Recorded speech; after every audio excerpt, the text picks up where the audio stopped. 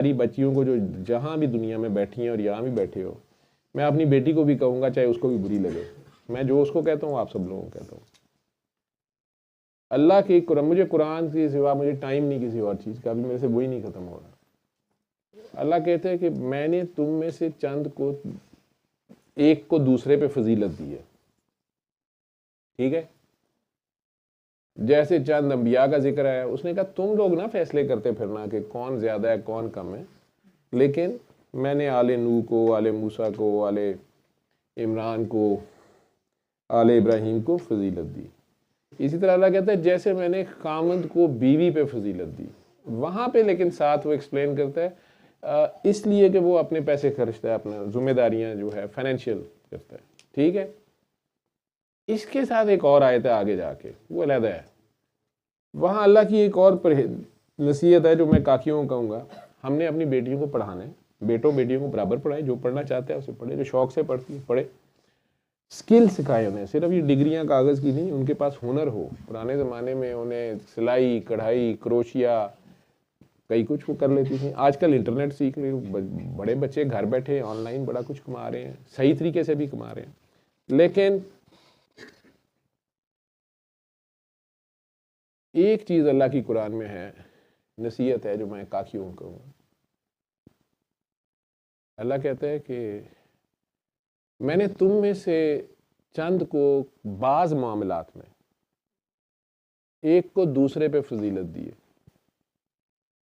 जैसे वो आयत पीछे भी मैंने आपको बताया, जैसे खामन को बीवी पे दी। तो तमन्ना भी ना करना, एक तो है कोशिश करना, एफर्ट करना, हिम्मत करना, या कहना कि नहीं मैंने ये लेना है, वो कहता है कि नहीं, ख्याल भी ना, तुम्हारी चाहत भी ना हो, ये तमन्ना भी ना करना कि वो फजीलत तुम हासिल करो। अब इसमें अगर गौर करो तो अगर खामंद घर कमा के ला रहा है, आपके पास एजुकेशन है, आप घर बैठी हुई हैं, आप अपने बच्चों को फुल टाइम दें, अपने घर को टाइम दें, अपने खामंद की सपोर्ट बने। जब वो घर आए, चाहे वो बाहर से थका हुआ आया है, बाहर से जलील होके आया है, इमोशनल ट्रॉमे में आया है, उसको ये पता हो कि दुनिया में एक कोना ऐसा है जहाँ मैं जाऊँगा तो मैं थकावट उतर जाएगी मेरी। हालांकि वहाँ भी मसले होंगे, वहाँ भी लिस्ट होगी,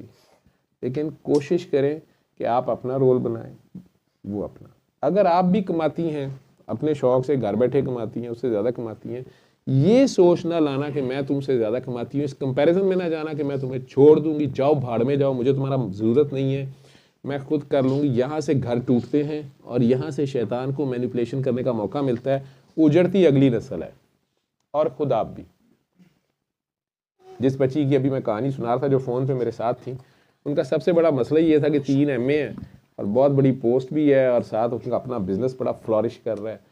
ठीक है। तो उन्हें वो मसला ही नहीं था। मैंने कहा ना कि आपने अपने पेरेंट्स, उन्होंने कहा मेरे पेरेंट्स को पता ही नहीं है, वो यही समझ रहे हैं कि मैं इंडिपेंडेंट लिविंग कर रही हूँ, इस शादी का नहीं पता। अब ये सारे केसेस में सारा दिन मैं सुनता हूँ, एक केस नहीं है, कई केसेस हैं। लेकिन इसमें एक चीज़ जो आपको, जिस वक्त आप फाइनेंशियल इंडिपेंडेंस आपको हो जाती है, या किसी भी वजह से आप ज़्यादा कमा लेते हैं या आप ज़्यादा बड़े, इसीलिए कहा गया है कि शादी काकी जो हो, बेटी को ज़रा अपने से बड़े घर में ब्याहो। एक तो जो तुमने उसे आदतें डाली हुई हैं उससे ज़रा बेहतर माहौल में वो चली जाए, दूसरा वहाँ थोड़ी सी वो नीवी रहेगी, क्योंकि सरकशी हर इंसान में है, बराबरी भी हर इंसान चाहता है, औरत मर्द हैं भी बराबर हैं, अल्लाह ने बनाए। लेकिन गाड़ी अगर चलानी है तो ड्राइविंग सीट पे एक बंदा होगा, और वो नेचर कहती है कि वो मर्द हो। बाहर के मामलात को मेजॉरिटी वो देखिए, अदरवाइज मैं ऐसी औरतों को जानता हूँ, हमारे पूरी फैमिली, बहुत बड़ी बरादरी है हमारी माशाल्लाह, उस सारी बरादरी आज भी, मेरी दादी, मैं नहीं मिला हुआ उनसे, बहुत हो चुकी हैं, आज भी वो मेरी दादी की फरासत की तारीफ़ें करते हैं कि उन्होंने चौधरी फ़िरोज़, मेरे दादा अबू की, चौधरी फ़िरोज़ की असल फोर्स जो थी ना उसकी बीवी थी, वो बड़ी समझदार थी। पंजो मुंडे भी गवर्नमेंट कॉलेज पढ़वाए, पिंड च रह के, फिर वो घर जिमें इकट्ठा रखा, फिर पूरी बरादरी ने सेव किया। यहाँ तक कहते हैं कि उन्हें मुंडिया के विआह भी इस तरह किए कि बाकी बरादरी के बड़े कराना करके उन्हें होर बड़ा करता। मतलब हर बंदा अपने अंदाज से सोचता है। लेकिन रिसेंटली मुझे किसी का बड़ा अच्छा लगा, उसने कहा कि मुझे एक चीज़ आप लोगों में बड़ी नज़र आई है, क्योंकि हम इस तरह हम हमारे गांव का नंबर है 562, तो हमें कहते हैं 62 वाले या 62 वाले, कोई है 24 वाले,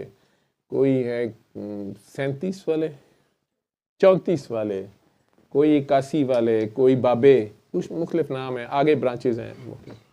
पीछे जाके कहीं इकट्ठे हैं। वो किसी ने बड़ा अच्छा मुझे बैठे अभी रिसेंटली, मैंने कहा कि आप लोगों में 62 वालों में माशाल्लाह माशाल्लाह अभी तक तो बड़ा इत्तेफाक है, तीसरी चौथी पीढ़ी, आप बड़े को बड़ा समझते हैं। आप अभी भी, मैं उस दिन देख रहा था जनाजे पे, तो वो आपके बड़े भाई आए तो डॉक्टर साहब तुसी तो नीवें नीवें हो, थोड़ा रंग उड़ गया सी ਤੇ ਤੁਸੀਂ ਤੇ ਇੰਜ ਕੁਰਸੀ ਛੱਡੀ ਹੈ ਤੇ ਉਹਨਾਂ ਨੂੰ ਜਗ੍ਹਾ ਦੇ ਦਿੱਤੀ, ਤੇ ਹਾਲਾਂਕਿ डॉक्टर साहब बस ਮੈਨੂੰ बड़ा होया ये कौन है। डॉक्टर साहब एक आप लोग जो है ना बहुत ही ज़्यादा इज्जत करते हैं अपने बड़ों की, छोटे, अच्छा वो छोटों को अभी भी डांट भी लेते हैं, प्यार भी करते हैं। वो देखें उन्होंने आपको इस उम्र ने कहा तू फेर नहीं मोडिया ते स्वेटर छोटा पाना सी या चादर लेनी सी, तू अजे भी जवानी समझना पे। वो खुद 90 साल के थे तो मुझे डांट पड़ रही थी। तो दूसरा ਤੁਸੀਂ ਨਾ ਇਹ ਭੈਣਾਂ ਦੇ ਜਿਹੜੇ ਹਿੱਸੇ ਸ਼ੁਰੂ 'ਚ ਹੀ ਦੇ ਦਿੰਦੇ ਨਾ ਜ਼ਮੀਨ ਜਾਇਦਾਦਾਂ ਦੇ, ਭੈਣਾਂ ਨੂੰ ਬਰਾਬਰ ਰੱਖਦੇ ਹੋ, ਤੇ ਇਹ ਜਿਹੜੀ ਤੁਹਾਡੇ ਅੱਬਿਆਂ ਨੇ ਆਦਤ ਪਾਈ ਹੈ ਨਾ कि ਜਦੋਂ ਉਹ ਆਪਣੀ ਜ਼ਿੰਦਗੀ 'ਚ ਹੁੰਦੇ ਨੇ, आपके बाप वगैरह या बड़े ताया अबू चाचा सारे, तो वो ज़िंदगी में बेटे को 10 रुपये देते हैं तो बेटी को 20 देते हैं। मतलब मरने में तो विरासत ये है ना कि जी अगर वो मर गया तो बेटे को 2 हिस्से मिलेंगे, बेटी को 1 मिलेगा, लेकिन ज़िंदगी में, और हमें बचपन से ये बताया भी जाता है, ईद वगैरह में भी हमें यही कहा जाता था, हमें लड़कों को बड़ी इस बात पे जेलसी या गुस्सा चढ़ता था, और ये भी होता था कि इन्होंने कौन सा बाहर जाना है, हमने बाहर जाके चीज़ें खानी है। तो लेकिन अब तो खैर हेलो होम डिलीवरी सारे ही खा जाते हैं। सल्ले अला सल्ले अला सल्ले अला सल्ले अला सल्ले अला शफीना सल्ले अला